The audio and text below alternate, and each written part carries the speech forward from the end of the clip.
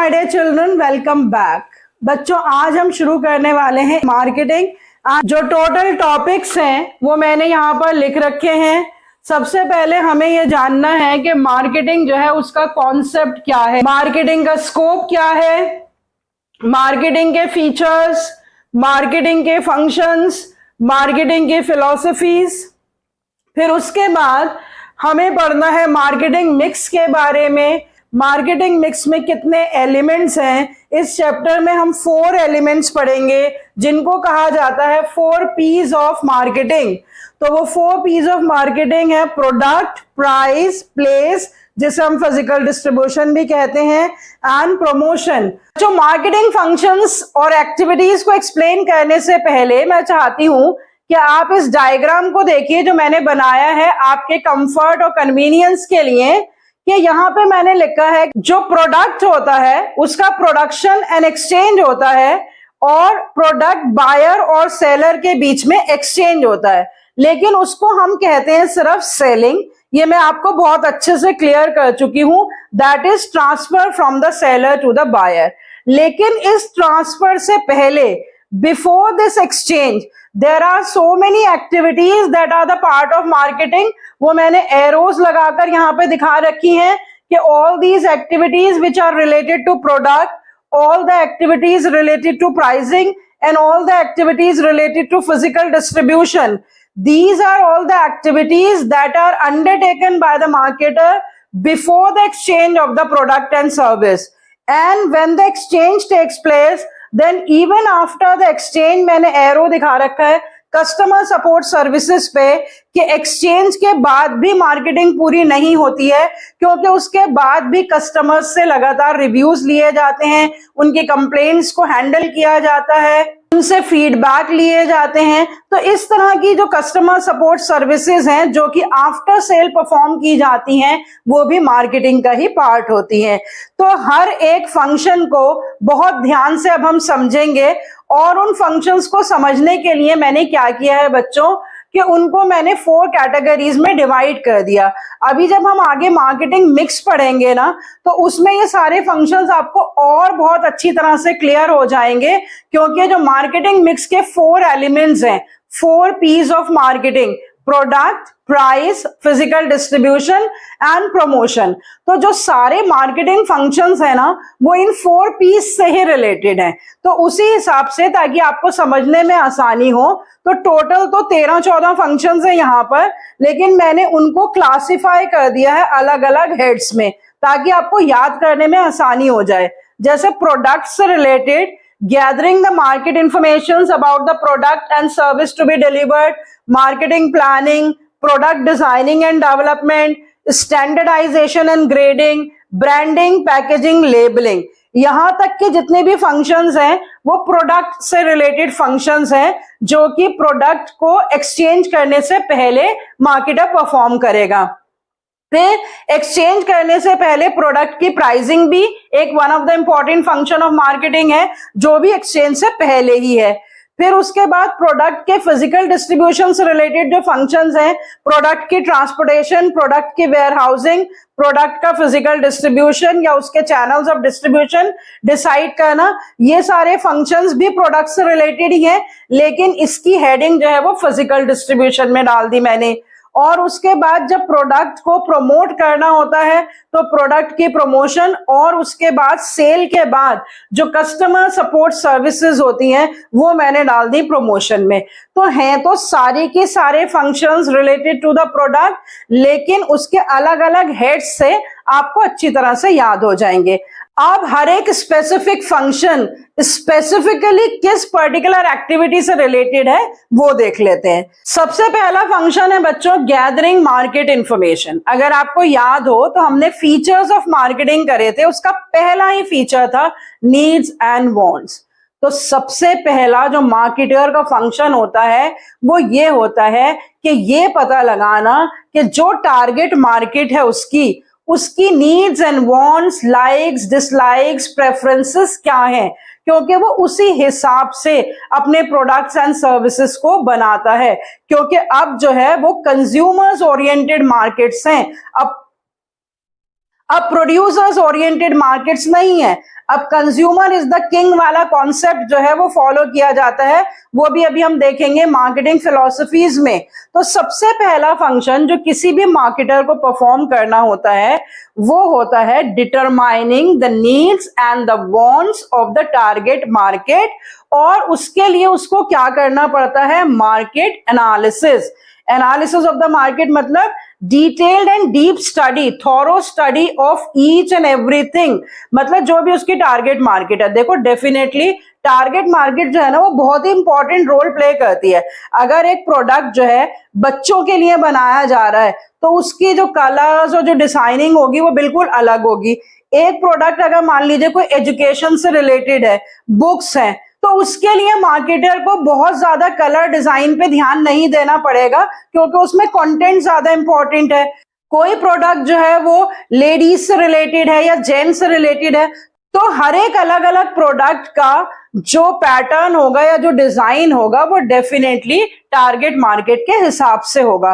तो वो एनालिसिस बहुत ही इंपॉर्टेंट है क्योंकि उस एनालिसिस की बेसिस पर ही मार्केटर आगे के फंक्शंस परफॉर्म करता है। और एक और वर्ड यहाँ पे मैंने लिखा है स्वॉट एनालिसिस, तो ये वर्ड हम ऑलरेडी प्लानिंग में भी कर चुके हैं। स्वॉट एनालिसिस का मतलब क्या होता है, strengths, weaknesses, opportunities and threats का एनालिसिस।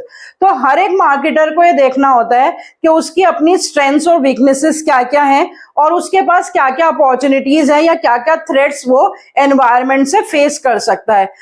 इन सारी एनालिसिस के बाद ही वो आगे प्रोसीड कर पाएगा और फ्यूचर मार्केटिंग डिसीजंस जो है वो ले पाएगा। उसके बाद बच्चों देखिए सेकंड मार्केटिंग फंक्शन है मार्केटिंग प्लानिंग। तो जब उसने एनालिसिस की बेसिस पे सारी नीड्स एंड वांट्स और डाटा इकट्ठा कर लिया, अब उसके हिसाब से जो मार्केटर है वो ऑब्जेक्टिव्स और प्लान्स तय करेगा कि उसको क्या अचीव करना है। अगर कोई न्यू मार्केटर है तो उसका ऑब्जेक्टिव होगा to survive and grow in the near future. अगर कोई ऑलरेडी एस्टैब्लिश मार्केटर है तो उसका ऑब्जेक्टिव हो सकता है एक्सपेंशन ऑफ द मार्केट्स या ग्रोथ ऑफ द मार्केट या डाइवर्सिफिकेशन। तो अब वो मार्केटिंग प्लानिंग करेगा कि मार्केटिंग से उसको अचीव क्या करना है। मार्केटर को हमेशा प्रॉफिटेबिलिटी, सर्वाइवल, ये सब उसके बेसिक ऑब्जेक्टिव्स होते हैं, लेकिन अलग अलग ढंग से उसको मार्केटर अचीव करता है। तो वो कैसे उन प्लान्स को अचीव करेगा जो कि उसके मार्केटिंग ऑब्जेक्टिव्स हैं, ये डिसाइड किया जाता है मार्केटिंग प्लानिंग में। उसके बाद बच्चों फंक्शन है प्रोडक्ट डिजाइनिंग एंड डेवलपमेंट। बहुत ही इंपॉर्टेंट फंक्शन है बच्चों। आप और हम जो कस्टमर्स हैं ना, जब हम प्रोडक्ट खरीदते हैं तो हम जब पैसा देते हैं ना किसी भी प्रोडक्ट या सर्विस के लिए, तो हम बहुत नाप तोल के सब कुछ देखते हैं कि हमारे कितने फायदे में है, क्योंकि ये भी एक हमने फीचर करा है कस्टमर वैल्यू। तो जो भी प्रोडक्ट और सर्विस मार्केटर ऑफर करता है कस्टमर को, वो तभी कन्विंस होता है उसे खरीदने के लिए जब उस प्रोडक्ट की उसके लिए कोई वैल्यू हो और वो उसके लिए कन्वीनियंट हो, कंफर्टेबल हो, उसके लिए वैल्यूएबल हो। तो प्रोडक्ट डिजाइनिंग एंड डेवलपमेंट में सारे डिसीजंस लिए जाते हैं। प्रोडक्ट में क्या मटेरियल यूज होगा, उसका शेप, उसका स्टाइल, उसका साइज। मैं यहाँ पे बच्चों आपको एक छोटा सा एग्जांपल देकर बताना चाहती हूँ। से फॉर एग्जांपल कि मेरे पास 2 वाटर बॉटल्स हैं, ठीक है। आप देख सकते हैं दोनों का कलर अलग है, दोनों का शेप अलग है, इनके प्राइसेस सेम है सपोज। तो आप देख सकते हैं कि बिल्कुल स्ट्रेट बॉटल है और इस बॉटल के ऊपर ढक्कन जो है वो चूड़ी वाला ढक्कन बना हुआ है जिसको मुझे खोलना पड़ेगा और उसके बाद मैं पानी पी सकती हूँ। इस बॉटल में जो है ये जो ढक्कन है ये ऐसे फ्लैप वाला दे रखा है, तो जिसमें मैं एक ही हाथ से फ्लैप खोलकर और मैं पानी पी सकती हूँ।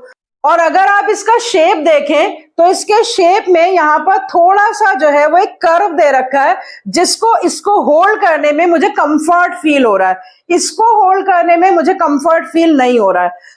तो अगर इन दोनों बॉटल्स की जो कैपेसिटी है वो सेम है, प्राइस भी सेम है, तो मैं क्या देखूंगी कि मैं कंफर्ट लेवल देखूंगी और मैं इस प्रोडक्ट को ज्यादा प्रेफर करूंगी।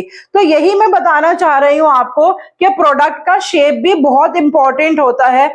अगर मान लीजिए कि 5 किलो का कोई ऑयल कंटेनर है तो जो कि बिल्कुल स्क्वायर शेप में है और उसका कोई हैंडल नहीं है उसको होल्ड करने के लिए, तो it will be inconvenient for the customer, तो जो उसका शेप है वो कस्टमर को कन्विंस नहीं करेगा। लेकिन अगर 5 लीटर का ऑयल है और इस तरह की बॉटल डिजाइन कर रखी है कि जिसमें एक हैंडल है प्रॉपर, जिससे पकड़कर कस्टमर उसे अपने घर तक आसानी से ले जा सकता है, तो कस्टमर उसे ही प्रेफर करेगा। तो प्रोडक्ट डिजाइनिंग एंड डेवलपमेंट जो एक मार्केटिंग फंक्शन है वो बहुत ही इंपॉर्टेंट रोल प्ले करेगा मार्केटर को आगे जाके उसके ऑब्जेक्टिव्स अचीव करने में, उसके टर्नओवर को बढ़ाने में, उसकी गुड पब्लिक इमेज क्रिएट करने में। So this is also one of the very important marketing function. I hope जो एग्जाम्पल्स मैंने दिए हैं उससे आपको बहुत अच्छे से समझ में आ गया होगा कि what comes under product designing and development. फिर उसके बाद आ जाते हैं प्रोडक्ट स्टैंडर्डाइजेशन एंड ग्रेडिंग पर।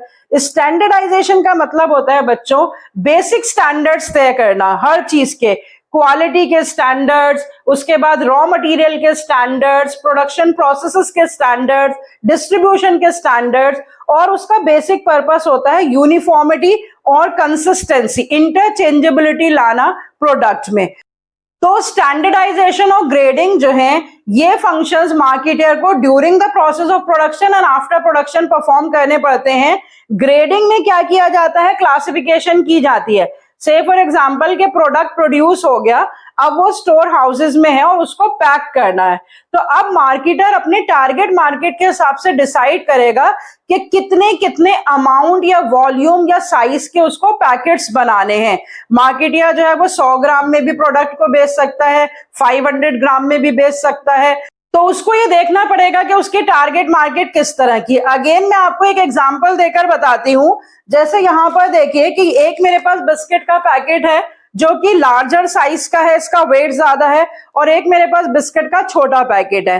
तो एक मार्केटर ने क्यों डिसाइड करा कि वो छोटे पैकेट्स भी बनाए, क्योंकि उसको पता है कोई स्कूल जा रहा है, कोई ऑफिस जा रहा है, तो उस टाइम में वो लार्ज पैकेट्स कैरी नहीं कर सकता। तो स्नैक्स वगैरह जो होती हैं, जो दूसरे ईटेबल आइटम्स होते हैं, उनके छोटे पैकेट्स भी बनाए जाते हैं। हर एक प्रोडक्ट के आप देखेंगे हर साइजेस में वो प्रोडक्ट अवेलेबल होता है, अलग अलग कलर के हिसाब से उसको क्लासिफाई कर दिया जाता है, अलग अलग जो है शेप के हिसाब से उसे क्लासिफाई कर दिया जाता है, साइज के हिसाब से उसे क्लासिफाई कर दिया जाता है। तो ये क्लासिफिकेशन जो है वो बहुत ही जरूरी है मार्केटर के लिए, क्योंकि अगर वो एक ही तरह के, एक ही शेप के, एक ही साइज के प्रोडक्ट्स बनाएगा तो वो मार्केटेबिलिटी उसकी अच्छी नहीं होगी। इसीलिए उसको हर तरह के कस्टमर्स की नीड्स एंड वांट्स को सेटिस्फाई करने के लिए प्रोडक्ट के डिफरेंट शेप्स और साइजेस और कलर ये सब उसको बनाना पड़ता है, and that is called the grading. So I hope standardisation and grading is also clear to you. Now come to branding, packaging and labelling, BPL इसको कहते हैं। जब अभी हम प्रोडक्ट मिक्स का एक्सप्लेनेशन करेंगे तो इन तीनों एलिमेंट्स को हम थोड़ा सा डिटेल में करेंगे। पहले तो ये बहुत ज्यादा डिटेल में थे, लेकिन अब तो इनका सिर्फ कॉन्सेप्ट ही रह गया है। ब्रांडिंग का मतलब होता है गिविंग आइडेंटिटी और brand name to the product. हम प्रोडक्ट्स को ब्रांड के हिसाब से खरीदते हैं और कभी कभी हमारी इतनी ब्रांड लॉयल्टी डेवलप हो जाती है कि हम हायर प्राइसेस भी देने को तैयार हो जाते हैं, क्योंकि हम उससे बहुत ज्यादा सेटिस्फाइड हैं। और कोई कोई से ब्रांड्स तो स्टेटस सिंबल का भी काम करती हैं। तो इसीलिए ब्रांडिंग मतलब आइडेंटिटी टू द प्रोडक्ट, ये एक इंपॉर्टेंट मार्केटिंग फंक्शन है जिससे एक मार्केटर अपने प्रोडक्ट को दूसरे कॉम्पिटिटर्स के प्रोडक्ट से डिस्टिंग्विश करता है। फिर उसके बाद होता है पैकेजिंग। पैकेजिंग का मतलब होता है प्रोडक्ट की प्रोटेक्शन। तो प्रोटेक्शन तो बेसिक फंक्शन होता है पैकेजिंग का, लेकिन अब तो पैकेजिंग जो है वो प्रमोशन के भी काम आती है। जैसे आप देख सकते हैं कि अभी फेस्टिवल सीजन चल रहा है, तो जैसे भी दिवाली का टाइम आ रहा है तो आप देखेंगे कि उन्हीं प्रोडक्ट्स को, चाहे वो बिस्किट्स हो या चॉकलेट्स हो या वेफर्स हो या मिठाइयां हो, कि उनको इतने सुंदर सुंदर पैकेट्स बना दिए जाते हैं कि वो गिफ्टिंग पर्पस में बहुत ही अच्छे लगते हैं। तो पैकेजिंग जो है वो मेन तो इसीलिए की जाती है कि एक प्रोडक्ट है, मान लीजिए टूथपेस्ट है, तो पहले वो ट्यूब में डाला जाएगा, फिर उसके बाद उसको एक बॉक्स में डाला जाएगा। तो डिफरेंट लेयर्स ऑफ पैकेजिंग, ये भी अभी हम डिटेल में करेंगे, लेकिन मेन पर्पस पैकेजिंग का क्या होता है, उसकी प्रोटेक्शन। लेकिन उसमें अच्छे अच्छे कलर्स यूज करके, अच्छे अच्छे डिजाइन यूज करके, अच्छे अच्छे मटेरियल्स यूज करके उसको बहुत अट्रैक्टिव बना दिया जाता है, और कभी कभी उसकी पैकेजिंग से ही अट्रैक्ट होकर कस्टमर उस प्रोडक्ट को खरीदता है। तो पैकेजिंग एक फंक्शन है जो कि प्रोडक्शन के लिए परफॉर्म किया जाता है, लेकिन प्रमोशन का भी वो काम करता है। उसके बाद है लेबलिंग। लेबलिंग का मतलब होता है providing information to the customers about the product or service that it is offering to the customer। तो उस लेबल के बिना हम कोई भी प्रोडक्ट खरीदने में हिचकिचाएंगे। जैसे मैंने अभी आपको दिखाया था कि ये चाहे एक छोटा सा भी पैकेट है ना, तो आप ये देखिए कि इसमें सब कुछ लिखा हुआ है, एमआरपी लिखा हुआ है, डेट ऑफ मैन्युफैक्चर लिखी हुई है, डेट ऑफ एक्सपायरी लिखी हुई है, इसमें इंग्रेडिएंट्स यूज लिखे हुए हैं, इसमें सिक्योरिटी स्टैंडर्ड्स का मार्क है। तो ये सारी इंफॉर्मेशन जो हैं उससे कस्टमर को एक सेटिस्फेक्शन होता है कि मैन्युफैक्चरर कौन है, उसे सारी इंफॉर्मेशन मिल जाती है, कैसे इस प्रोडक्ट को हम यूज कर सकते हैं, कब तक इस प्रोडक्ट को हम यूज कर सकते हैं।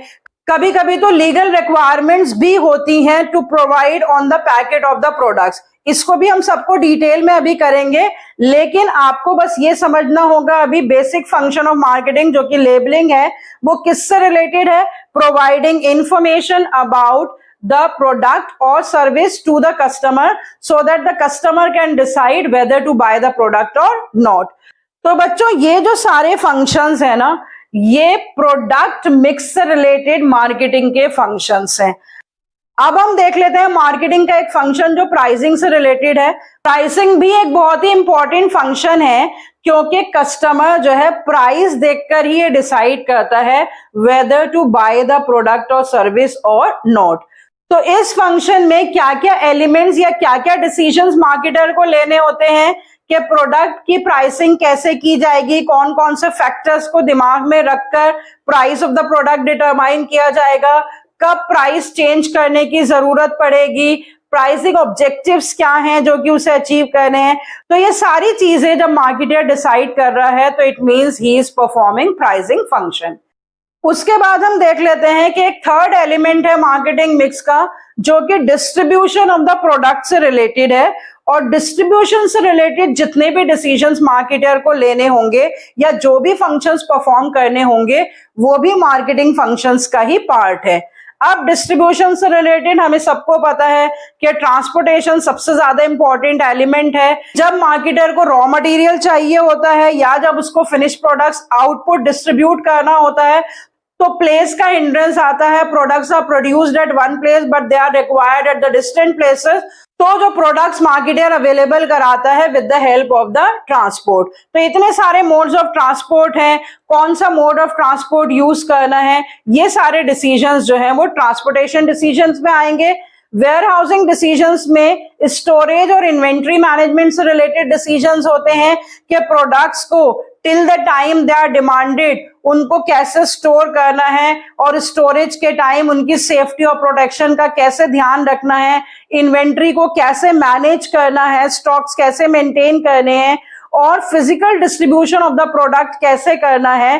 फिजिकल डिस्ट्रीब्यूशन में भी दो सब पार्ट्स होते हैं, physical movement of the goods जो कि ट्रांसपोर्टेशन में कवर अप हो जाएगा और एक चैनल्स ऑफ डिस्ट्रीब्यूशन जो कि इंटरमीडियरीज होती हैं कि होलसेलर्स हैं या रिटेलर्स हैं या मिडिलमैन दूसरे भी इन्वॉल्व हैं, तो वो सारे आते हैं चैनल्स ऑफ डिस्ट्रीब्यूशन में। So when the marketer is performing the functions related to how to facilitate the physical movement of the products, what are the intermediaries to be used while distribution of the product. So these are all the decisions that are covered under marketing functions, but they are the part of the physical distribution. Last but not the least, promotion and customer satisfaction भी marketing functions है। Promotion का मतलब होता है to convince the buyers to buy the product. There are 4 elements that we will be covering under promotion: advertising, personal selling, sales promotion and public relations. ये सारे promotion के elements हैं जिससे marketer customers को convince करता है about the product availability and about the utility of the product. और उसके बाद जब प्रोडक्ट बेच देता है मार्केटर, तब भी उसके बाद भी बहुत सारी कस्टमर सपोर्ट सर्विसेज होती हैं जिनको हम कहते हैं after sale services, handling complaints, maintenance services. और वो क्यों परफॉर्म की जाती हैं? ताकि रिपीटेड सेल्स जो है वो मार्केटर एंश्योर कर सके। तो बच्चों, ये जो मैंने पूरे के पूरे मार्केटिंग फंक्शंस में ग्रीन कलर से जो वर्ड्स लिख रखे हैं, ये सारे कीवर्ड्स हैं।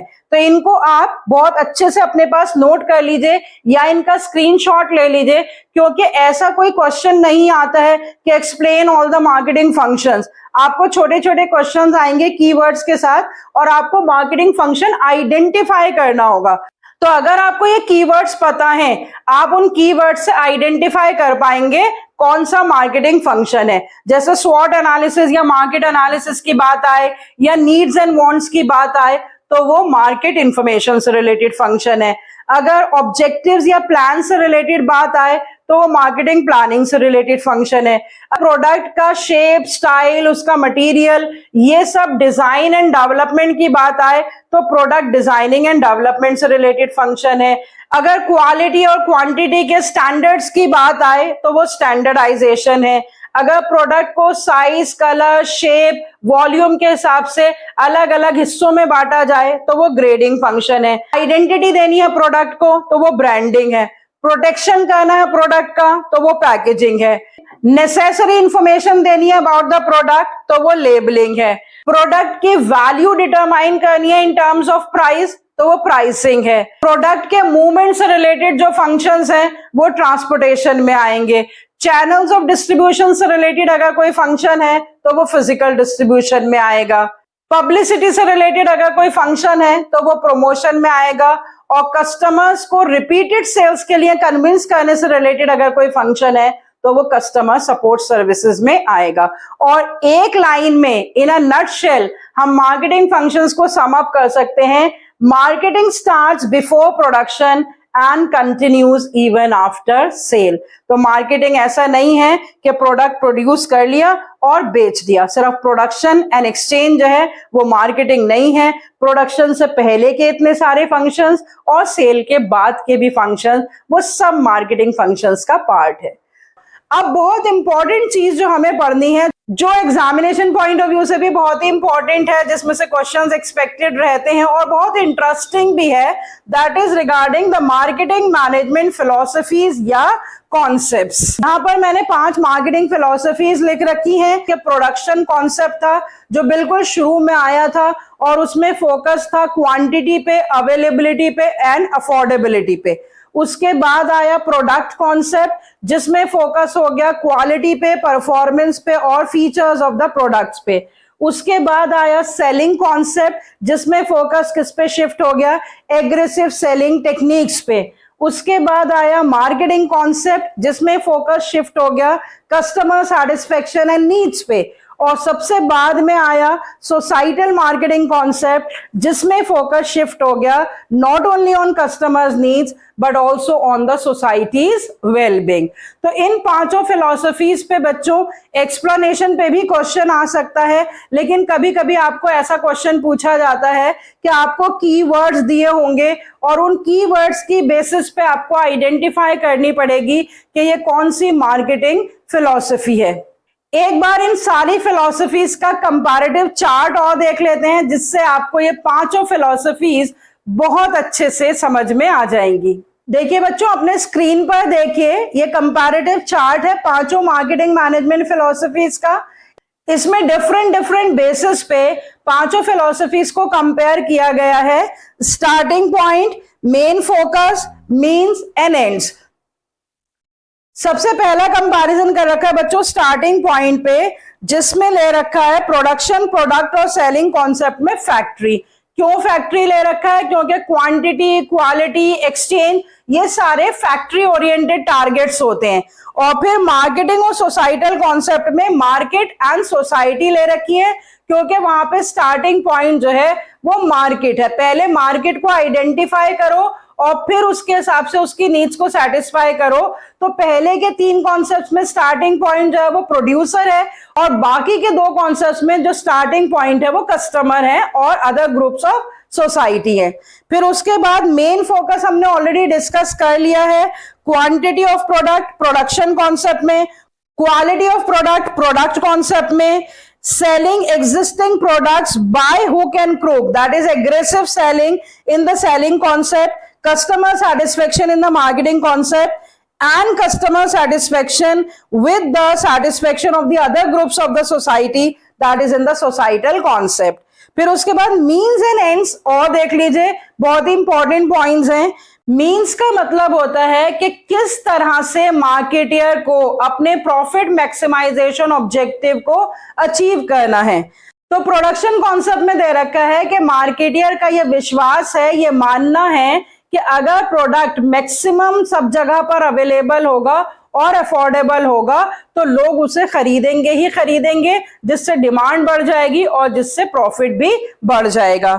प्रोडक्ट कॉन्सेप्ट में दे रखा है इंप्रूवमेंट ऑफ द क्वालिटी। वहां पे मार्केटियर का यह मानना है कि अगर हम प्रोडक्ट अच्छी क्वालिटी का बेचेंगे तो हमारा प्रोडक्ट ज्यादा डिमांड में आएगा और हमारे प्रॉफिट्स ज्यादा होंगे। सेलिंग कॉन्सेप्ट में सेलिंग एंड प्रमोशन, यहां पे मींस क्या मान रहा है मार्केटियर कि अगर हम प्रोडक्ट की अच्छी क्वालिटी और क्वांटिटी भी दे देंगे, लेकिन अगर हम एग्रेसिव सेलिंग टेक्निक्स यूज नहीं करेंगे तो भी हमारी मार्केटिंग ऑब्जेक्टिव्स अचीव नहीं होंगे, तब भी हम अपनी बहुत ज्यादा सेल्स और डिमांड को नहीं बढ़ा पाएंगे। तो सबसे ज्यादा जरूरी है सेलिंग टेक्निक्स पे ध्यान देना। फिर उसके बाद मार्केटिंग कॉन्सेप्ट पे, मार्केटिंग टेक्निक्स पे। मार्केटिंग टेक्निक्स का मतलब होता है कस्टमर सेटिस्फेक्शन की नीड्स एंड वांट्स को आइडेंटिफाई करना, उनका मीन्स बन गया। उन मार्केटियर्स का मानना है कि स्पेसिफिक नीड्स जब कस्टमर्स के सेटिस्फाई की जाएंगी तभी वो अपने प्रॉफिट्स को बढ़ा सकते हैं। लास्ट में दे रखा है सोसाइटल मार्केटिंग कॉन्सेप्ट। यहां पर भी मीन्स जो है वो मार्केटिंग टेक्निक्स ही हैं जिसमें सोसाइटी के not only customer but other groups of societies की नीड्स एंड वांट्स को आइडेंटिफाई करके और उनको सेटिस्फाई करके ही प्रॉफिट अचीव किया जा सकता है, ऐसा मार्केटर का मानना है। फिर उसके बाद एंड्स देख लेते हैं। एंड्स का मतलब व्हाट इज अचीव्ड। अचीवमेंट तो प्रॉफिट ही है लेकिन अलग अलग मीन्स के थ्रू।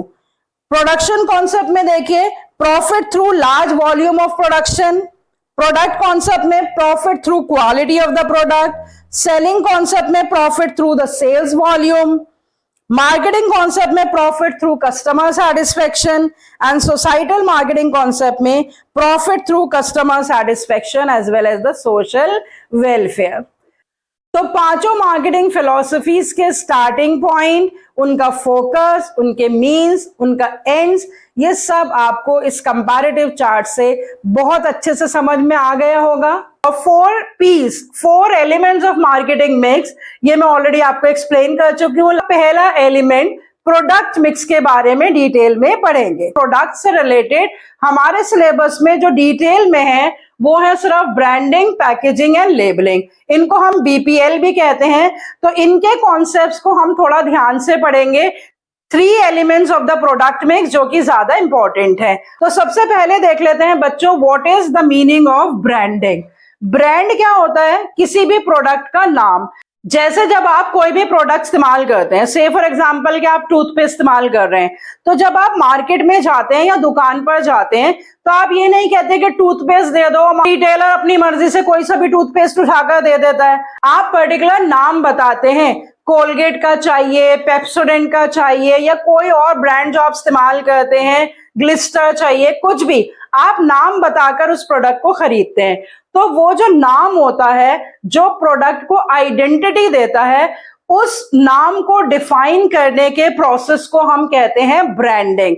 एक तो प्रोडक्ट का जेनेरिक नेम होता है, जैसे ये जो मेरे पास पेन है, इसका जेनेरिक नेम क्या है? Marker pen.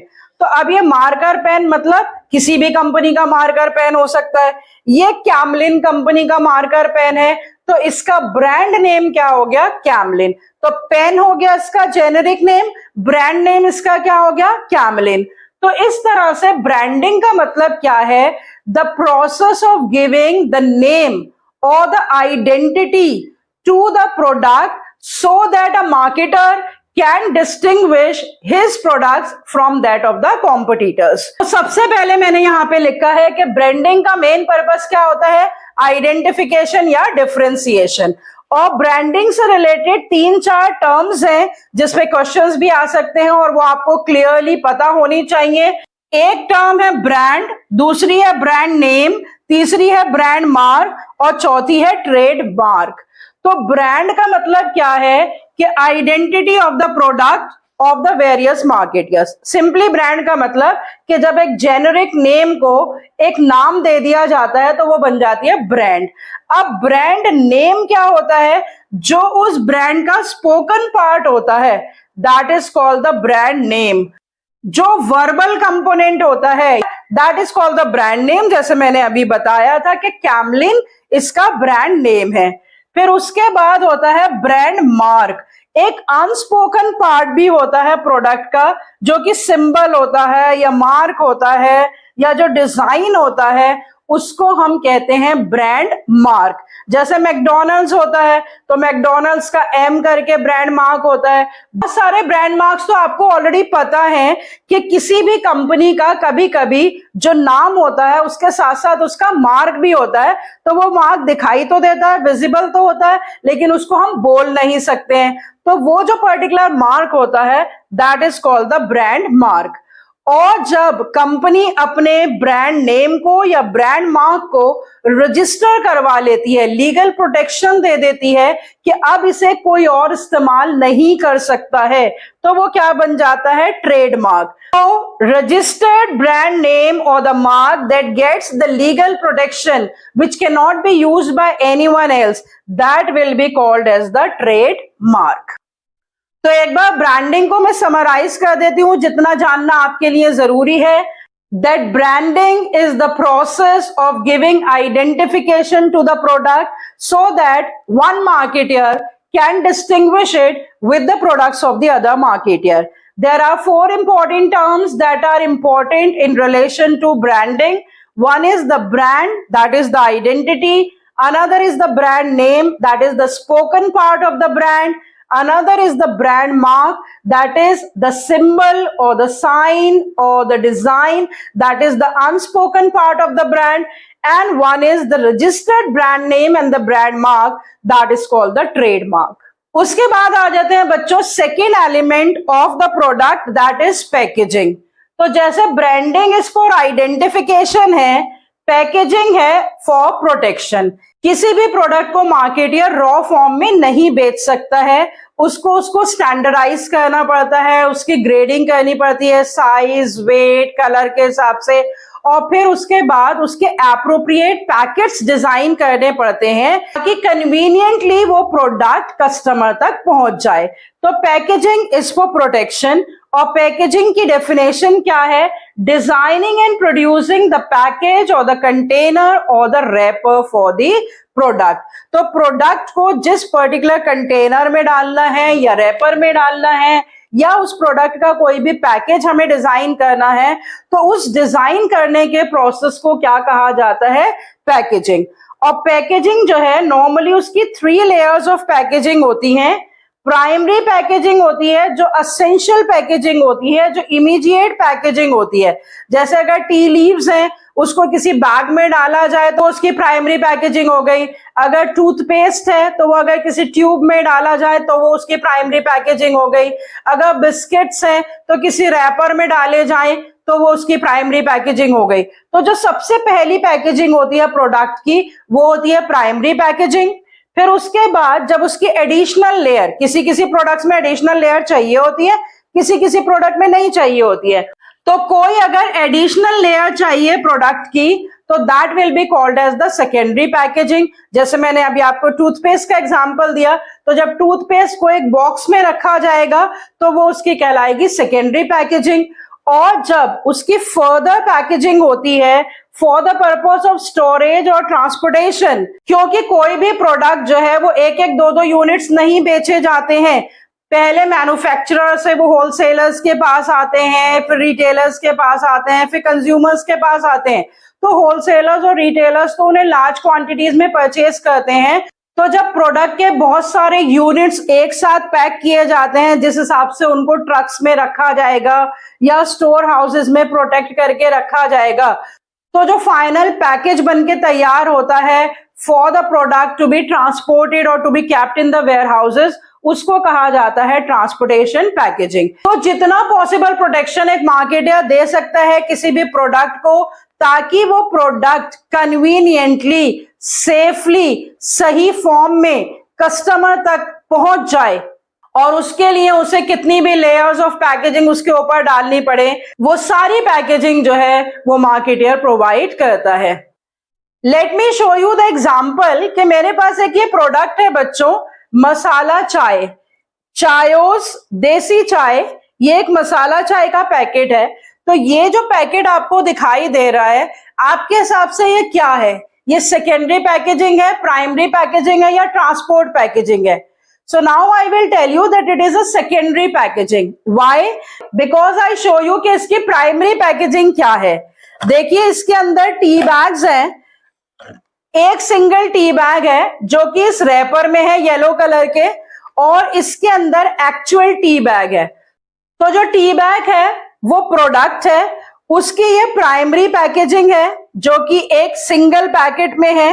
फिर उसके बाद 25 यूनिट्स का ये एक पैकेट है जो कि इसकी सेकेंडरी पैकेजिंग है। और सपोज किसी एक कार्टन में ऐसे 100 पैकेट्स रखे हों तो वो कहलाएगी उसकी ट्रांसपोर्टेशन पैकेजिंग।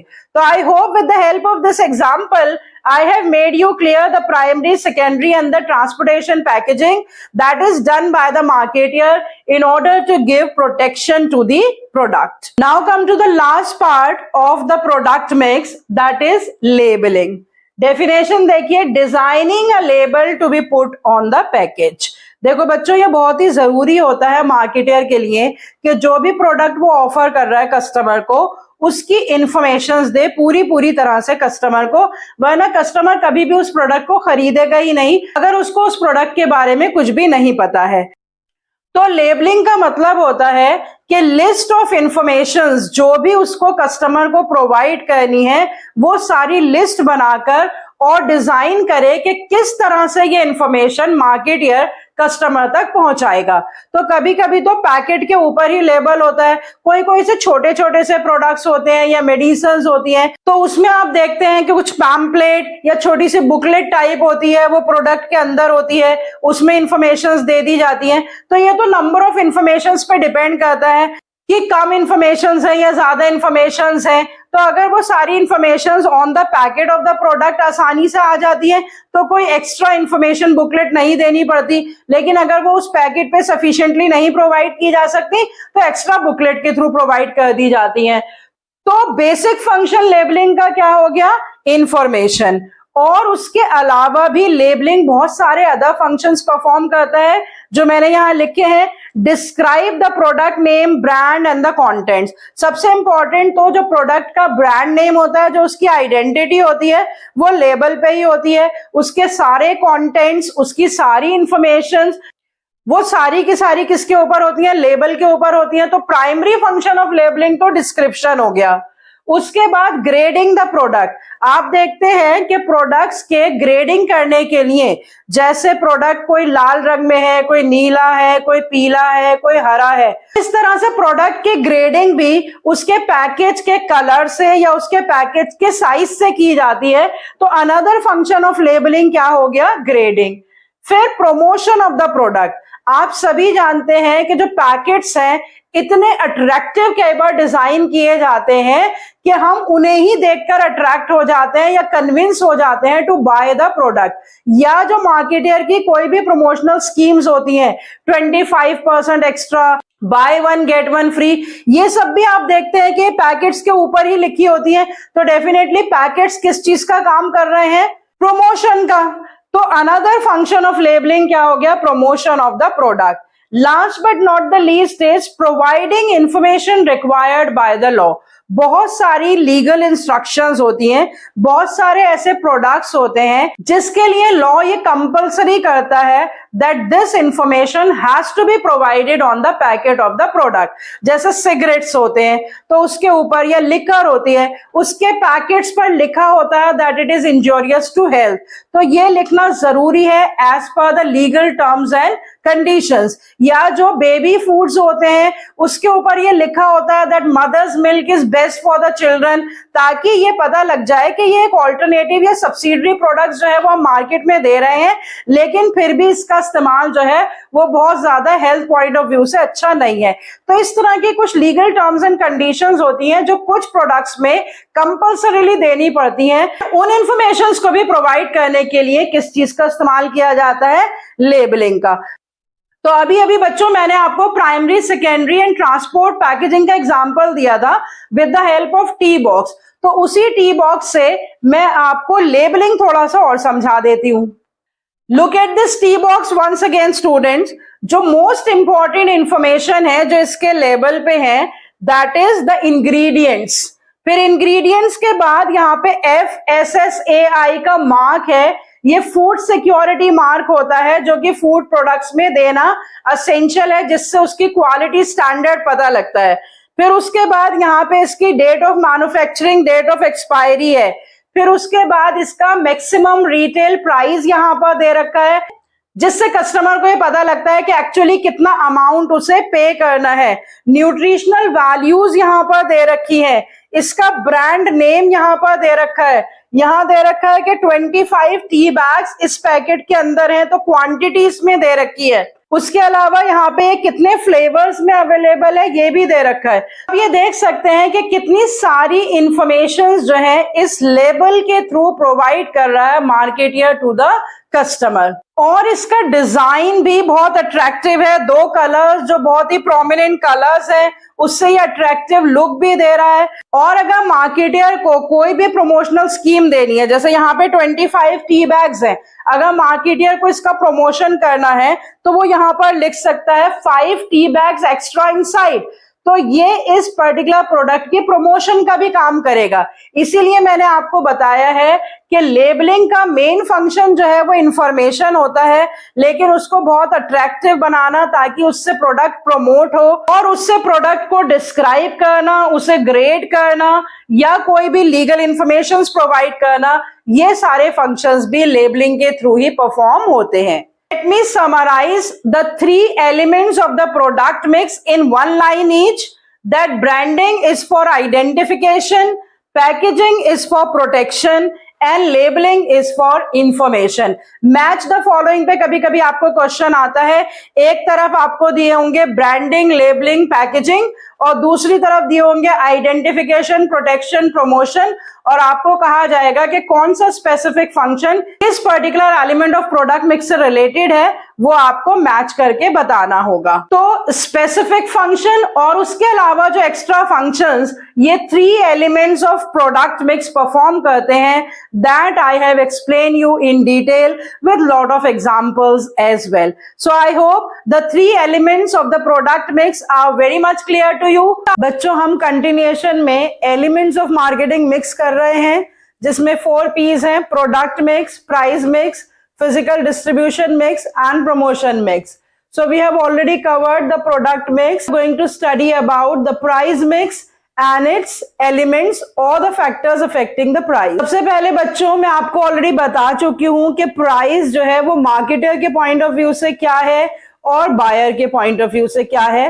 फिर भी एक प्रॉपर डेफिनेशन देख लेते हैं प्राइस की। The sum of values that a customer exchanges for the benefit of having or using the product or service is called the price. It means that it is the amount of money that a customer gives to the seller, and it is the amount that the seller charges from the buyer. तो यहाँ पे ये एक proper definition है price की कि एक ऐसा sum total of money, the value that a customer gives. Why he gives that value to the buyer? Because he gets the benefit of buying and using the product or the service. So this is actually a definition from the viewpoint of the customer, and from the viewpoint of the seller, it can be defined as something that the seller takes from the buyer in return for the product or the service that he is providing to the customer. जब marketer price determine करता है तो उसको बहुत सारी चीजें दिमाग में रखनी पड़ती हैं।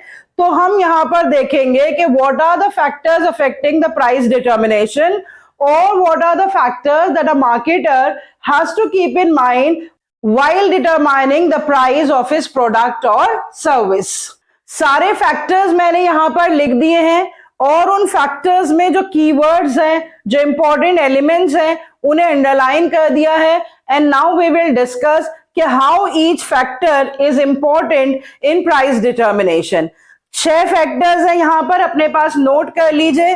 Cost of the product, product का खर्चा, उसके बाद utility and demand of the product, product की यूटिलिटी और उसकी डिमांड, फिर एक्सटेंट ऑफ कंपटीशन, जिस प्रोडक्ट और सर्विस में मार्केटर डील कर रहा है उसमें कितना कंपटीशन उसे फेस करना पड़ रहा है, क्या गवर्नमेंट रूल्स एंड रेगुलेशंस है एग्जिस्टिंग या लीगल लॉज या प्रोविजंस है जो कि मार्केटर को दिमाग में रखनी है, प्राइसिंग ऑब्जेक्टिव्स क्या है मार्केटर के, और मार्केटिंग मेथड्स वो क्या इस्तेमाल कर रहा है। इन सब चीजों पे डिपेंड करेगा कि वो अपने प्रोडक्ट और सर्विस का प्राइस क्या डिटरमाइन करे। तो एक एक करके सारे फैक्टर्स देख लेते हैं। सबसे पहला फैक्टर है कॉस्ट ऑफ द प्रोडक्ट। बच्चों ये तो बहुत ही नेचुरल सी बात है कि जब भी कोई मार्केटर किसी भी प्रोडक्ट या सर्विस जो वो ऑफर कर रहा है मार्केट में उसके प्राइस डिटरमाइन करेगा तो वो ये देखेगा कि उसका कॉस्ट ऑफ मेकिंग क्या है, कितना खर्चा करा है उसने उस प्रोडक्ट को तैयार करने में।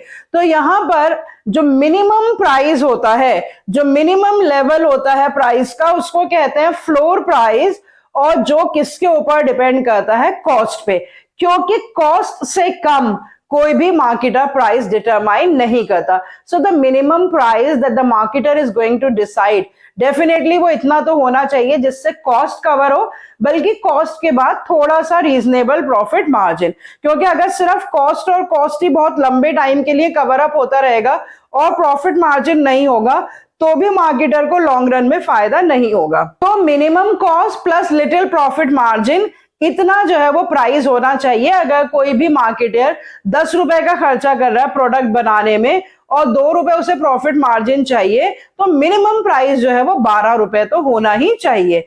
और यहाँ पे हम डिस्कस करेंगे बच्चों 3 टाइप्स ऑफ कॉस्ट। कॉस्ट जो है वो कई तरह के होते हैं, जैसे कि एक तो फिक्स्ड कॉस्ट होता है, एक वेरिएबल कॉस्ट होता है और एक सेमी वेरिएबल कॉस्ट होते हैं। यहाँ पे मैंने तीनों लिख दिए हैं।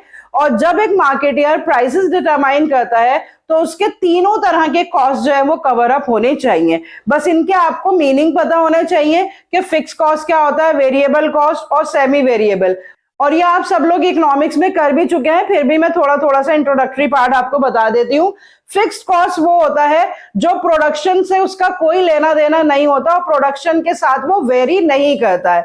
से फॉर एग्जांपल कोई रूम रेंट है या बिल्डिंग रेंट है, तो अगर वो हम पे कर रहे हैं मंथली बेसिस पे तो उस पर्टिकुलर रूम में चाहे 1000 यूनिट्स प्रोड्यूस हो चाहे 10,000 यूनिट्स प्रोड्यूस हो, वो रेंट पे करना ही पड़ेगा मार्केटियर को। तो ये हो गया उसका फिक्स्ड कॉस्ट। और जो कॉस्ट प्रोडक्शन के साथ साथ चेंज होती रहती है उसको हम कहते हैं वेरिएबल कॉस्ट, जैसे कि रॉ मटेरियल कॉस्ट या लेबर कॉस्ट। तो अगर 100 यूनिट्स हम प्रोड्यूस कर रहे हैं और 1 यूनिट का रॉ मटेरियल 10 रुपए है तो हमारा रॉ मटेरियल कॉस्ट 1000 होगा, और अगर हम 1000 यूनिट्स प्रोड्यूस कर रहे हैं तो 10,000 होगा। तो जैसे जैसे प्रोडक्शन बढ़ती जाएगी कॉस्ट भी बढ़ता जाएगा। तो वो किसके साथ जुड़ा हुआ है, नंबर ऑफ यूनिट्स के साथ जुड़ा हुआ है, तो वो है वेरिएबल कॉस्ट। थर्ड कैटेगरी होती है सेमी वेरिएबल कॉस्ट, जिसमें कुछ पर्टिकुलर पार्ट तो उसका फिक्स होता है जो कि प्रोडक्शन से अफेक्टेड नहीं है, लेकिन कुछ पार्ट उसका प्रोडक्शन से अफेक्टेड होता है। से फॉर एग्जांपल कि सेल्स वॉल्यूम है, तो एक पर्टिकुलर सेल्समैन है जिसको अपॉइंट कर रखा और उसको एक फिक्स सैलरी दी जाती है कि मंथली बेसिस पे आपको इतनी सैलरी मिलेगी फॉर मेकिंग द सेल्स। लेकिन साथ साथ ये भी डिटरमाइन कर रखा है कि अगर इस अमाउंट से ज्यादा सेल्स होंगी तो इतना % कमीशन उसको दिया जाएगा। तो उस केस में क्या होगा कि एक पर्टिकुलर लेवल तक तो उसकी सैलरी फिक्स है, लेकिन अगर वो ज्यादा सेल्स करेगा तो कमीशन एक्स्ट्रा हो जाएगा। तो इस तरह के एग्जांपल्स आप दे सकते हैं सेमी वेरिएबल कॉस्ट में। तो सबसे ज्यादा इंपॉर्टेंट मार्केटर के लिए क्या है कि उसके सभी तरह के कॉस्ट जो हैं वो कवर अप होने चाहिए। और इसके अलावा the cost of production, the cost of selling, the cost of distribution, administrative cost, हर तरह का। आपने अकाउंट्स में ट्रेडिंग P&L अकाउंट बनाना सीख रखा है। ट्रेडिंग अकाउंट में हम प्रोडक्शन और फैक्ट्री से रिलेटेड सारे खर्चे दिखाते हैं। उसके बाद P&L अकाउंट में सेलिंग, डिस्ट्रीब्यूशन, ऑफिस, एडमिनिस्ट्रेशन, ये सारे खर्चे दिखाते हैं। तो एक मार्केटर के लिए वो सारे कॉस्ट कवर अप होने चाहिए, चाहे वो प्रोडक्शन से रिलेटेड हो, चाहे सेल्स से या एडमिनिस्ट्रेशन या ऑफिस से। तो जो सबसे पहला फैक्टर है कॉस्ट ऑफ द प्रोडक्ट, उसको आप कैसे पॉइंट्स में एक्सप्लेन करेंगे, जैसे मैंने लिखा है that the minimum level or the floor price depends upon the cost, कि जो मार्केटर का प्राइस है वो किस पे डिपेंड करेगा, कॉस्ट पे, और कौन सा प्राइस कॉस्ट पे डिपेंड करेगा, द फ्लोर प्राइस, जो मिनिमम प्राइस है, कि कम से कम जो प्राइस वो तय करे वो कॉस्ट कवर अप होनी चाहिए उस प्राइस से। और कितनी तरह के कॉस्ट होते हैं वो सारे कवर अप होने चाहिए, fix, variable and semi variable cost. तीसरा पॉइंट, चाहे वो प्रोडक्शन से रिलेटेड कॉस्ट हो या सेलिंग से या डिस्ट्रीब्यूशन से या एडमिनिस्ट्रेटिव, वो सारे कॉस्ट भी उसमें कवर अप होने चाहिए। इन सारे कॉस्ट का टोटल करके मार्केटर जो है वो फ्लोर प्राइस डिटरमाइन करता है। Come to the second factor now, utility and demand. अब अभी हमने देखा था कि जो कॉस्ट है वो मिनिमम प्राइस डिटरमाइन करता है, यूटिलिटी और डिमांड जो है वो अपर लिमिट डिटरमाइन करती है। अपर लिमिट मतलब कितना ज्यादा चार्ज कर सकता है एक मार्केटर। तो बिल्कुल नेम ऑफ द फैक्टर से ही डिटरमाइन हो रहा है कि जितनी ज्यादा यूटिलिटी वो प्रोवाइड करेगा कस्टमर को, या कस्टमर जितना ज्यादा प्रोडक्ट को डिमांड करेगा, उस हिसाब से मार्केटर अपर लिमिट जो है वो डिटरमाइन कर सकता है। तो लोअर लिमिट कॉस्ट पे डिपेंड करती है और अपर लिमिट जो है वो यूटिलिटी एंड डिमांड पे डिपेंड करती है। इसका मतलब कि जितनी यूटिलिटी या जितनी ज्यादा यूटिलिटी उतना प्राइस मार्केटर डिटरमाइन कर सकता है।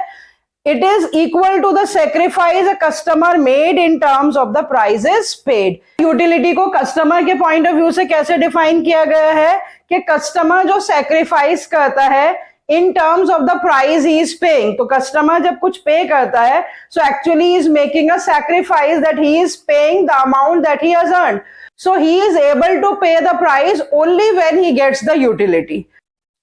तो बिल्कुल डायरेक्ट रिलेशनशिप है यूटिलिटी एंड द प्राइस में। Greater the utility greater will be the prices. उसके बाद डिमांड के बारे में आप इकोनॉमिक्स में कई तरह की डिमांड पढ़ चुके हैं, ये तो हमें पता ही है कि higher the demand the higher the prices and lower the demand the lower the prices. लेकिन उसके अलावा टाइप्स ऑफ डिमांड पे भी प्राइसेस डिपेंड करते हैं। एक होती है इलास्टिक डिमांड। इलास्टिक डिमांड होती है कि जिसमें अगर थोड़ा सा भी प्राइस अप एंड डाउन किया तो डिमांड एकदम शिफ्ट हो जाएगी। वो होती है in case of the substitutes available. तो अगर एक प्रोडक्ट के बहुत सारे सब्स्टिट्यूट्स अवेलेबल है और एक मार्केटर ने उसका थोड़ा सा प्राइस बढ़ा दिया, तो कस्टमर भागकर दूसरे मार्केटर के पास चले जाएंगे क्योंकि वो प्रोडक्ट आसानी से अवेलेबल है।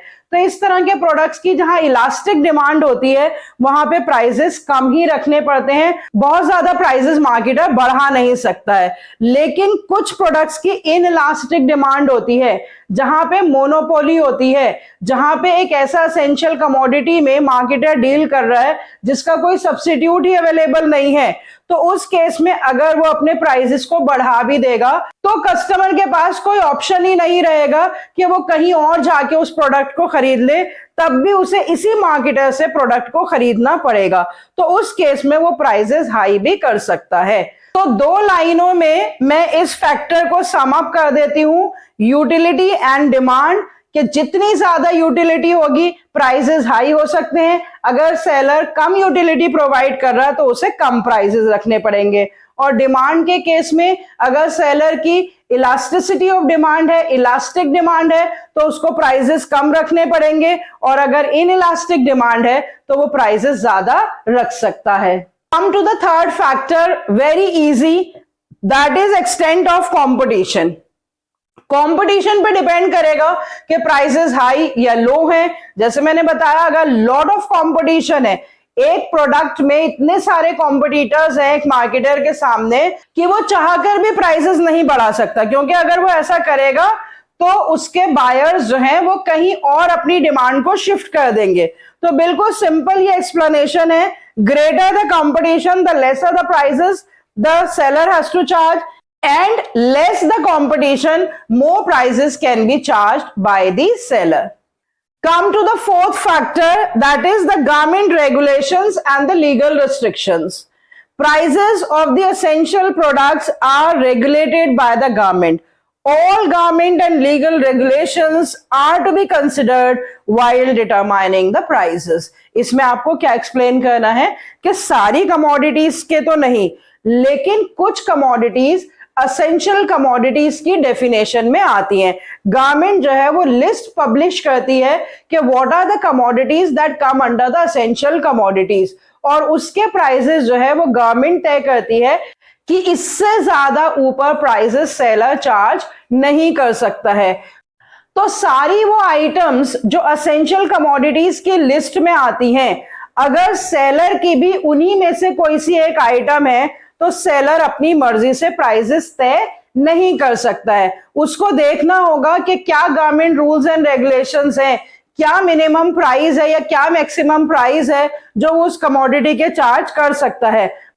मान लीजिए अगर मोनोपोली है, जैसे मैंने अभी बताया कि कोई एक सेलर 20 रुपए में किसी प्रोडक्ट को बना रहा है और अगर उसके ऊपर कोई रेस्ट्रिक्शन नहीं है तो वो चाहे तो 200 रुपए में भी बेच दे।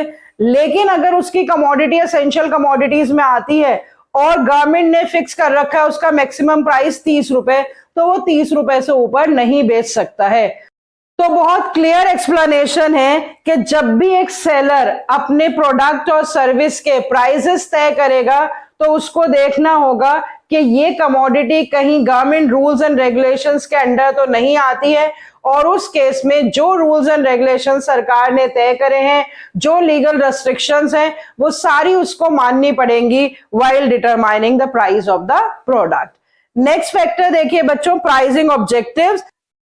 ये बहुत ही इंपॉर्टेंट फैक्टर है इन सारे फैक्टर्स में से कि प्राइसिंग ऑब्जेक्टिव्स क्या होते हैं एक सेलर के व्हाइल डिटरमाइनिंग द प्राइस। तो 3 मेन प्राइसिंग ऑब्जेक्टिव्स की बात की जाती है कि एक तो ऑब्जेक्टिव होता है किसी भी सेलर का कि उसको ऐसे प्राइस तय करने हैं जो वो कम से कम मार्केट में सरवाइव कर सके।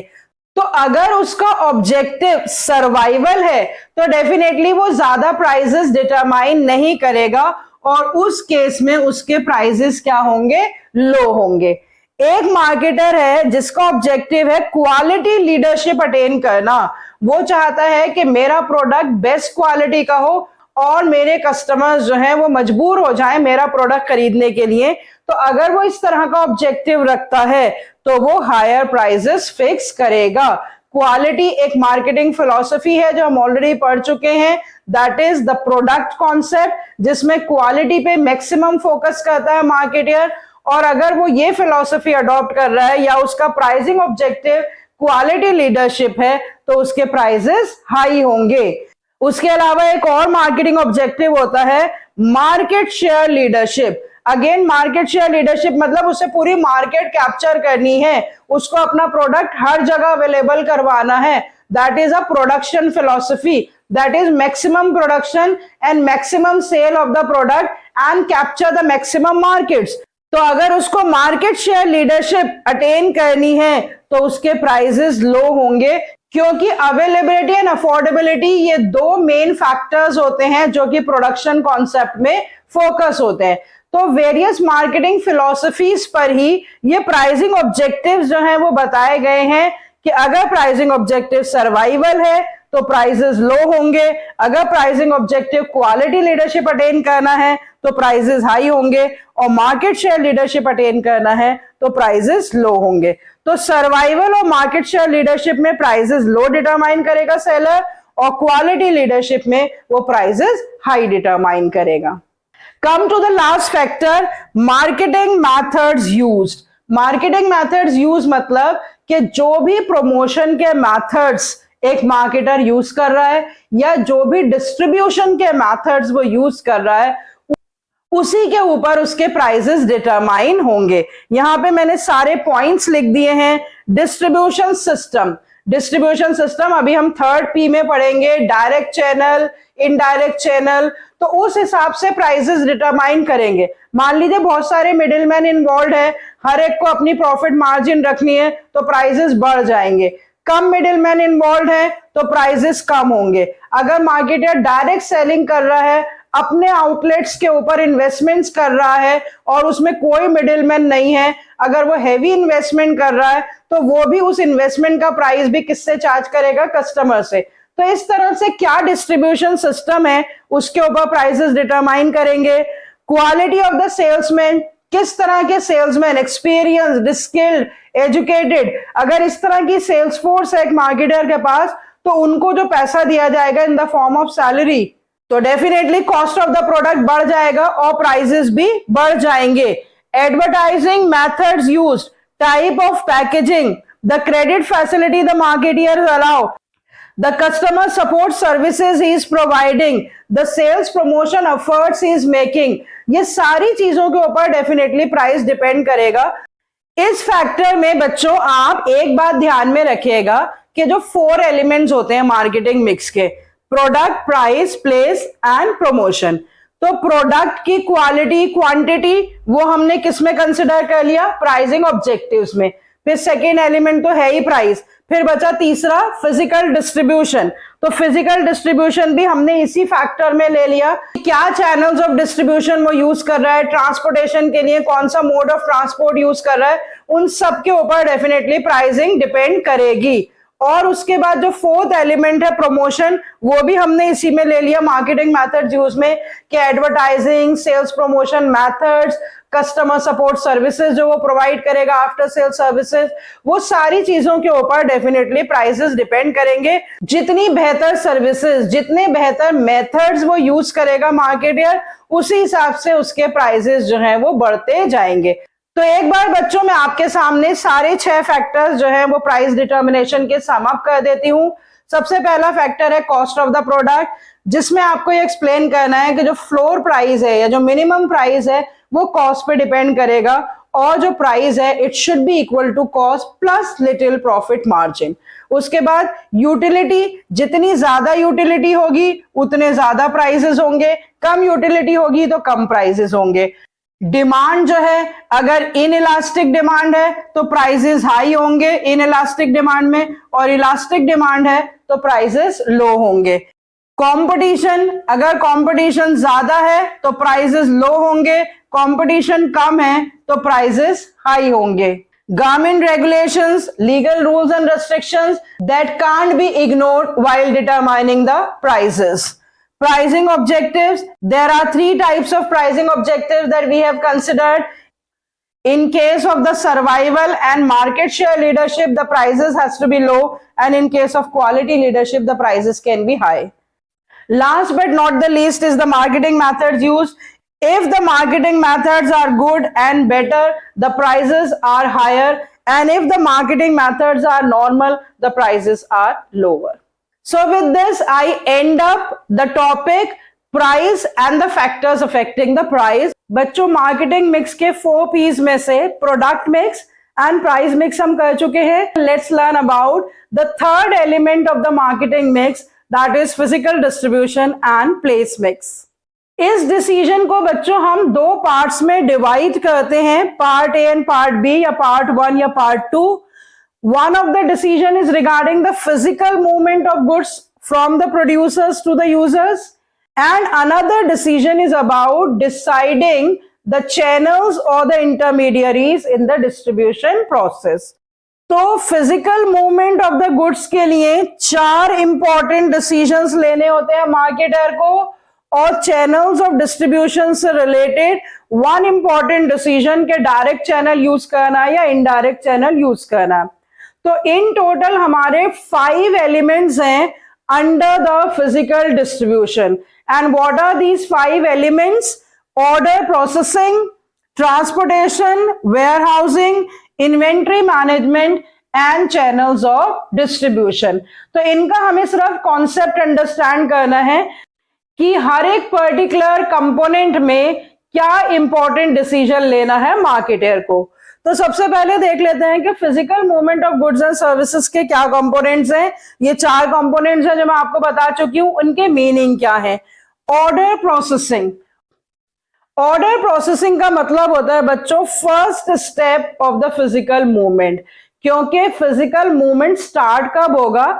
जब कस्टमर ऑर्डर प्लेस करेगा, और उस ऑर्डर को प्रोसेस करने से मार्केटर का पहला फंक्शन शुरू हो जाता है। जब कस्टमर ऑर्डर प्लेस करता है तो मार्केटर की ऑर्डर प्रोसेसिंग शुरू हो जाती है। Accurate and speedy processing of the orders is the first function that a marketer has to perform for the physical movement of the goods. Marketer को ये ensure करना होता है कि जो orders उसके पास आए हैं different customers से, जो कि scattered हैं, उनके order को प्रोवाइड करवाना उस जगह पर जहां पे उन्हें ये ऑर्डर चाहिए और एट द राइट टाइम भी, जिस टाइम पे उनको ऑर्डर चाहिए। तो ये इंश्योर करना किसका काम है? मार्केटर का काम है। तो ऑर्डर प्रोसेसिंग का मतलब one of the component of physical movement of the goods where the marketer ensures that the speedy and accurate and the correct orders are being processed according to the demands of the customers. So this is called order processing. उसके बाद है transportation. Transportation हम सभी को पता है कि इतने सारे मोड्स ऑफ ट्रांसपोर्ट होते हैं, rail transport, road transport, water transport, air transport. तो डिस्टेंस के हिसाब से मार्केटर को पर्टिकुलर मींस ऑफ ट्रांसपोर्ट जो है वो सेलेक्ट करना होता है, क्योंकि जो फिजिकल मूवमेंट है वो ट्रांसपोर्टेशन के बिना तो पॉसिबल ही नहीं है। Transportation is the means of carrying the goods and sale can not be completed if the goods are not physically available. तो physical movement of the goods जो पॉसिबल होता है, it is only with the help of the transport. तो कौन सा transportation mode distance के हिसाब से, कॉस्ट के हिसाब से, टाइम के हिसाब से मार्केटियर सेलेक्ट करता है, जो भी अप्रोप्रिएट मोड ऑफ ट्रांसपोर्ट है वो उसको सेलेक्ट करके और फिर उन गुड्स का फिजिकल मूवमेंट उस मोड ऑफ ट्रांसपोर्ट के थ्रू करता है। फिर उसके बाद है वेयर हाउसिंग। वेयर हाउसिंग की जरूरत क्यों पड़ती है? क्योंकि हमें पता है जैसे कि डिस्टेंस है एक प्रोड्यूसर और कस्टमर के बीच में, उसी तरह से टाइम गैप होता है from the time the goods are produced till the time they are demanded. तो उस टाइम गैप में गुड्स को स्टोर करना जरूरी है और उनकी प्रोटेक्शन भी जरूरी है। So storage and safety of the goods till the time they are demanded, it is one of the essential element if the marketer wants a smooth physical movement of the goods and services.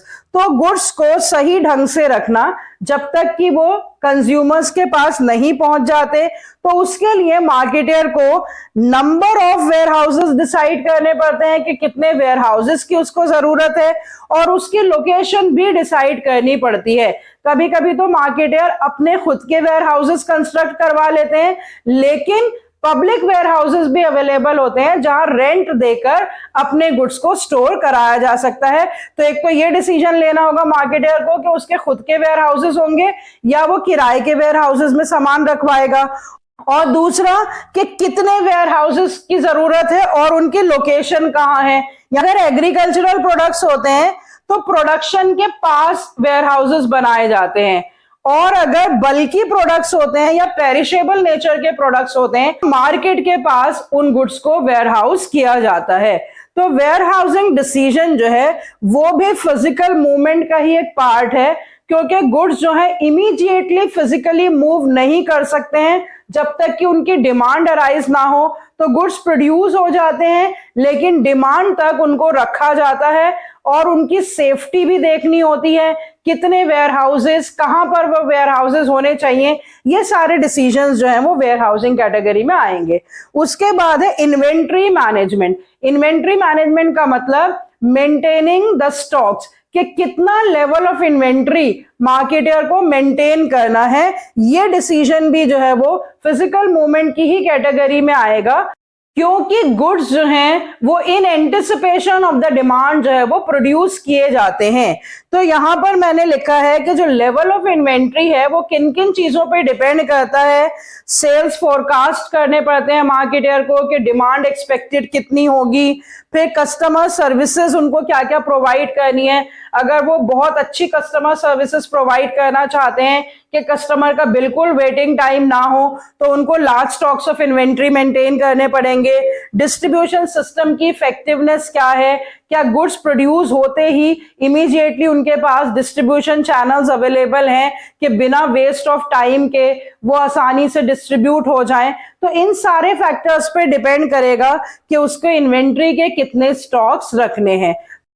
तो physical movement of goods and services जो है वो किससे शुरू हो जाएगा? Order processing से शुरू हो जाएगा। जैसे ही कस्टमर ऑर्डर प्लेस करेगा तो मार्केटर को उस ऑर्डर की एक्यूरेट एंड फास्ट प्रोसेसिंग के लिए एक्टिविटीज परफॉर्म करनी पड़ेंगी, ट्रांसपोर्टेशन चैनल डिसाइड करने पड़ेंगे, वेयर हाउसिंग की location, number of warehouses, ये सब डिसाइड करना पड़ेगा, और कितने स्टॉक्स ऑफ इन्वेंट्री मेंटेन करने हैं। ये सारे जो डिसीजंस हैं they will come under the physical movements of goods and services. In decisions का लेना मार्केटर के लिए बहुत ही जरूरी है, क्योंकि अगर ये डिसीजंस गलत हो गए या टाइमली नहीं लिए गए तो जो फ्लो है movement of goods and services का वो इंटरप्टेड होगा। तो अगर मार्केटर चाहता है कि अनइंटरप्टेड मूवमेंट हो, उसके लिए उसको ये सारे डिसीजंस लेने पड़ेंगे। दूसरे इंपॉर्टेंट डिसीजंस होते हैं वो भी सिंपल हैं, regarding the channels of distribution और इंटरमीडियरीज। हम सभी जानते हैं कि मैन्युफैक्चरर जो है वो ज्यादातर प्रोडक्शन पे ही कॉन्सेंट्रेट करता है और डिस्ट्रीब्यूशन का काम वो इंटरमीडियरीज से करवाते हैं, लेकिन कुछ कुछ मैन्युफैक्चरर्स जो हैं वो डायरेक्ट चैनल प्रेफर करते हैं। तो एक होता है डायरेक्ट चैनल, जिसको जीरो लेवल चैनल भी कहते हैं, जिसमें कोई मिडिलमैन इन्वॉल्व नहीं होते हैं, डायरेक्ट मैन्युफैक्चरर से कस्टमर के पास प्रोडक्ट्स पहुंचते हैं। तो जितनी भी इंटरनेट सेलिंग है वेबसाइट्स के थ्रू, या जो रिटेल आउटलेट्स मैन्युफैक्चरर्स के अपने होते हैं, जैसे मैकडॉनल्ड्स हो गए, बाटास हो गए, डीसीएम्स हो गए, ऐसे बहुत सारे रिटेल आउटलेट्स हैं जहां पर मैन्युफैक्चरर्स के प्रोडक्ट्स बेचे जाते हैं।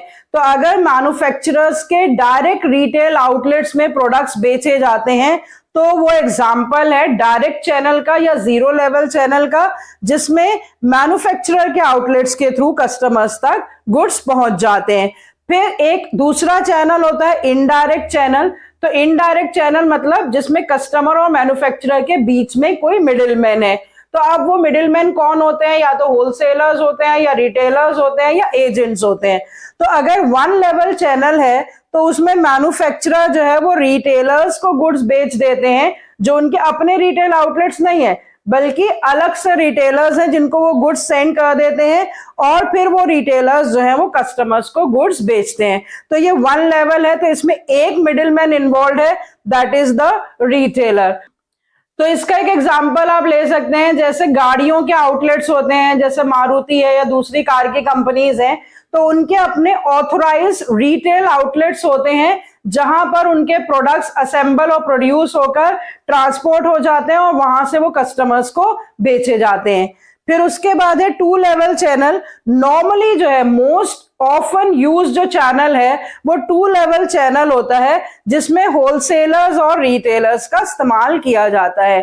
जो प्रोड्यूसर्स या मैन्युफैक्चरर्स होते हैं वो होलसेलर्स को बल्क क्वांटिटी में बेच देते हैं, और स्मॉल लॉट्स में होलसेलर्स रिटेलर्स को बेच देते हैं, और फिर जो कंज्यूमर्स हैं वो उन रिटेलर्स से प्रोडक्ट्स खरीद लेते हैं। उसके बाद एक थ्री लेवल चैनल है जहां पर एक एजेंट को भी इन्वॉल्व कर दिया गया। बहुत सारी कंपनीज ऐसी होती हैं जिनको डिस्ट्रीब्यूशन में एक्सपर्टीज चाहिए होती है, तो वो कुछ अपने ऑथराइज्ड एजेंट्स अपॉइंट कर लेती हैं और वो अपने मैन्युफैक्चर्ड गुड्स उन एजेंट्स को बेच देती हैं। और क्योंकि उन एजेंट्स के पास स्पेशलाइज्ड नॉलेज और स्किल्स होती हैं डिस्ट्रीब्यूशन में, तो वो अपनी स्किल्स को यूज करके होलसेलर्स और रिटेलर्स के पास उन प्रोडक्ट्स को भेज देते हैं, जो कि अल्टीमेटली कंज्यूमर्स तक प्रोडक्ट्स पहुंचा देते हैं। तो थ्री लेवल चैनल में एक एजेंट, एक होलसेलर और एक रिटेलर इन्वॉल्व होते हैं। तो so let me sum up पूरा का पूरा place of physical distribution mix, जिसमें टोटल 5 कंपोनेंट्स हैं। 4 कंपोनेंट्स जो है वो फिजिकल मूवमेंट से रिलेटेड है और 1 कंपोनेंट जो है वो चैनल ऑफ डिस्ट्रीब्यूशन से रिलेटेड है।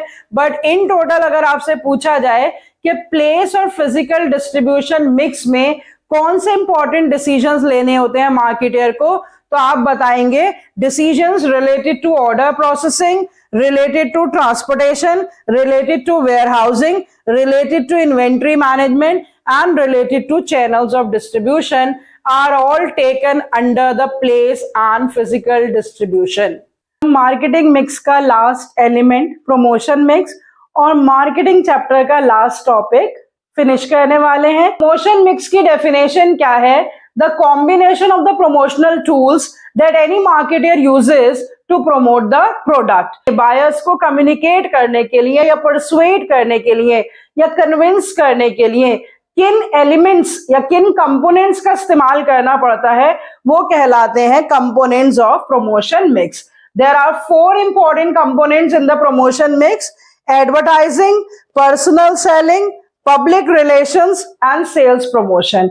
या तो ये सारे प्रमोशनल टूल्स एक मार्केटर यूज करता है या इसमें से कॉम्बिनेशन बना के यूज करता है. ये डिपेंड करता है कि कितना खर्चा वो कर सकता है, कितनी पॉपुलेशन उसे कवर अप करनी है, उसकी टारगेट मार्केट क्या है. तो बहुत सारे फैक्टर्स होंगे जिसके हिसाब से वो डिसाइड करेगा इन अवेलेबल प्रमोशनल टूल्स में से कौन से टूल्स यूज करेगा या किन टूल्स को वो कॉम्बिनेशन में यूज करेगा. तो एक एक करके इन चारों टूल्स के बारे में जान लेते हैं. पहला है एडवर्टाइजिंग.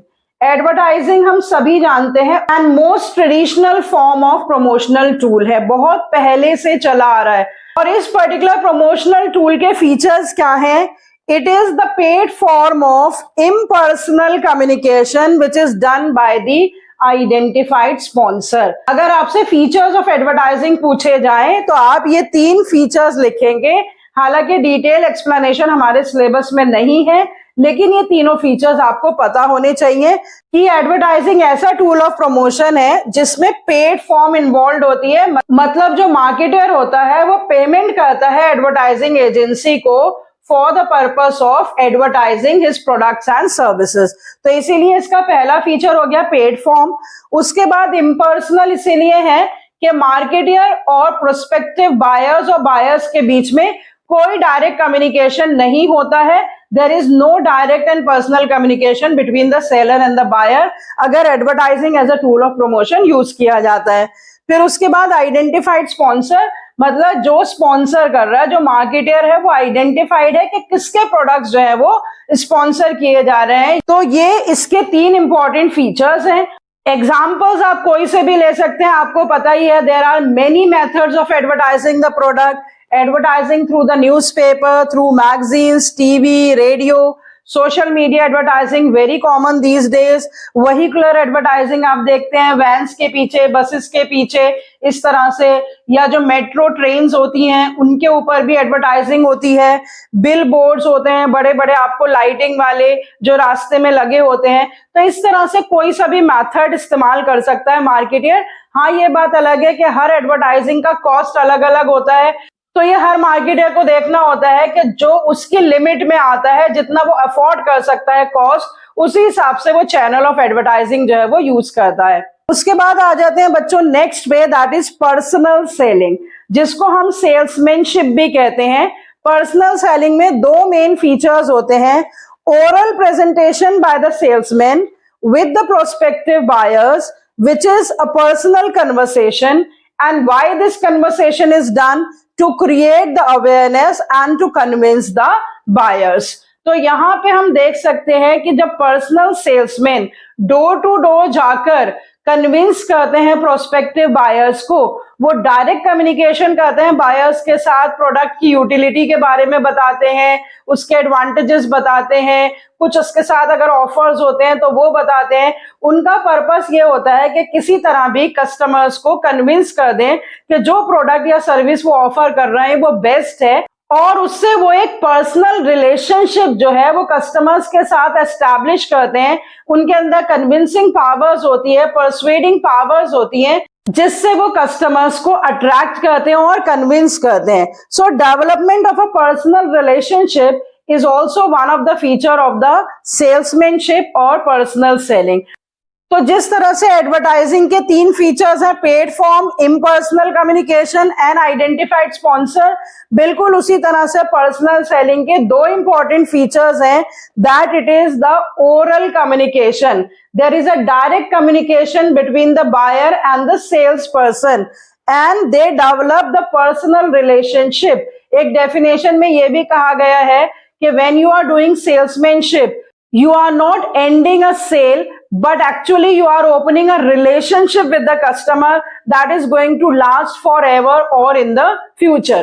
तो इतनी इंपॉर्टेंस बताई गई है पर्सनल सेलिंग की कि ये एक बहुत ही इंपॉर्टेंट प्रमोशनल टूल होता है जिसमें आप डायरेक्ट कम्युनिकेट करते हैं बायर से और उसको डेमोन्स्ट्रेट भी करके कभी कभी बताते हैं, जिससे बायर को एक सेटिस्फेक्शन लेवल मिलता है and he gets convinced to buy the product. वो बात अलग है कि आजकल जो है बहुत ज्यादा पॉजिटिव एटीट्यूड हम लोग शो नहीं करते हैं टुवर्ड्स दिस सेल्समैन, क्योंकि बहुत सारी फ्रॉडुलेंट एक्टिविटीज भी हो रही हैं।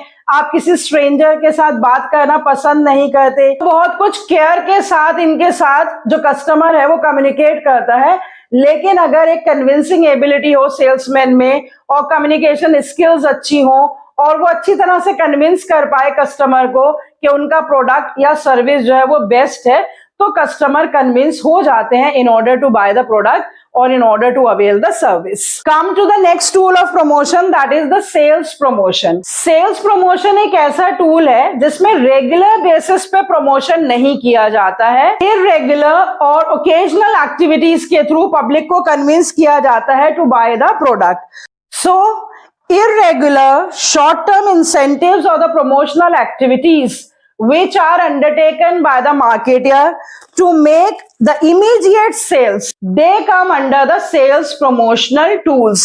तो यहाँ पर कुछ मैंने एग्जाम्पल्स भी लिखे हैं, जैसे डिस्काउंट्स हैं, कॉन्टेस्ट हैं, फ्री गिफ्ट्स हैं, फ्री सैंपल्स हैं, कुछ स्पेशल ऑफर्स होते हैं, कुछ लकी ड्रॉज होते हैं, कुछ क्वांटिटी गिफ्ट्स होते हैं, कभी कभी कॉम्बिनेशन होता है जैसे ऑयल के साथ कोम फ्री या डिटर्जेंट के साथ सोप फ्री। तो प्रोडक्ट कॉम्बिनेशंस होते हैं, रिबेट्स होते हैं, ट्रेड फेयर्स होते हैं, एग्जीबिशंस होती हैं। इतने सारे जो ओकेजनल मेथड्स कोई भी मार्केटर यूज करता है और पर्पस क्या होता है, इमीडिएट सेल्स करना। That type of promotional techniques are called sales promotion techniques. तो सेल्स प्रमोशन जो मार्केटिंग टूल है उसके फीचर्स क्या होंगे, इरेगुलर या ओकेजनल मेथड्स, और दूसरा फीचर होगा शॉर्ट टर्म इंसेंटिव्स या promotional activities that are used by the marketer, और तीसरा फीचर होगा कि इसका पर्पस क्या होता है, इमीडिएट सेल्स करना, मतलब फ्यूचर सेल्स नहीं होता, ऑन द स्पॉट सेल्स करना। तो भी आप ऑफर दे रहे हैं उससे बायर्स या जो प्रोस्पेक्टिव बायर्स हैं वो कन्विंस हो जाएं in order to buy the product. तो buy one get one free, 25% extra, a free gift inside, इस तरह के बहुत सारे ऑफर्स जो हैं वो दिए जाते हैं। And very important thing about the sales promotion technique is कि ये जो ऑफर्स दिए जाते हैं ये सिर्फ कस्टमर्स को नहीं दिए जाते। These offers are given to the customers as well as the middleman as well as the sales person. मतलब कस्टमर्स के लिए कुछ अलग ऑफर्स होते हैं, कुछ रिफंड ऑफर्स भी होते हैं कि अगर रैपर बाद में वापस दे दिया जाए रिटेलर को तो उसके बदले में कुछ कैशबैक मिल जाता है। सेल्स पर्सन के लिए अलग ऑफर्स होते हैं, उनको कुछ कमीशंस ऑफर किए जाते हैं या उनकी कोई परसेंटेज फिक्स कर दी जाती है ऑन सेल्स, तो वो सेल्स पर्सन के लिए ऑफर होते हैं। और जो मिडिल मैन होते हैं इंटरमीडियरीज के लिए, उनके लिए कोई हॉलिडे पैकेज, कोई गिफ्ट, इस तरह के ऑफर्स जो हैं सेल्स प्रमोशन ऑफर्स सिर्फ कस्टमर्स के लिए नहीं होते हैं। जो भी मिडिल मैन या इंटरमीडियरीज इन्वॉल्व होती हैं in the process of exchange, सभी को वो ऑफर्स दिए जाते हैं। लेकिन हाँ, वो ऑफर्स लिमिटेड पीरियड के लिए होते हैं, ओकेजनल ऑफर्स होते हैं, इरेगुलर ऑफर्स होते हैं, फेस्टिवल से रिलेटेड हो सकते हैं कि न्यू ईयर पे दे दिए जाएं या दिवाली के टाइम या किसी त्योहार के टाइम। तो इस तरह के जो ऑफर्स कभी कभी इस्तेमाल किए जाते हैं for the purpose of promoting the product, they come under the sales promotion. Last but not the least is the public relations. देखो बच्चों, कस्टमर्स या सप्लायर्स ये तो बहुत ही इंपॉर्टेंट ग्रुप्स होते हैं जिनके साथ बिजनेस डील करता रहता है।